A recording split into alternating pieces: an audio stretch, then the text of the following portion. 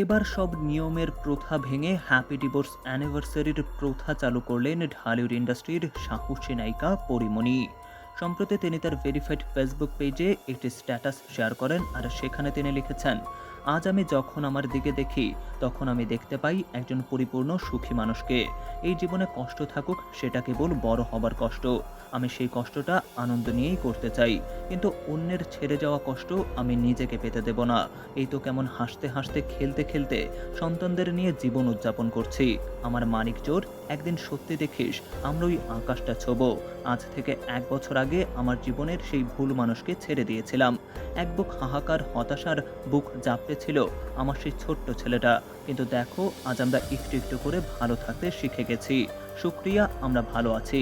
Happy divorce anniversary পরি। আর নায়িকার এমন স্ট্যাটাস নিয়ে দর্শক আপনি কি ভাবছেন?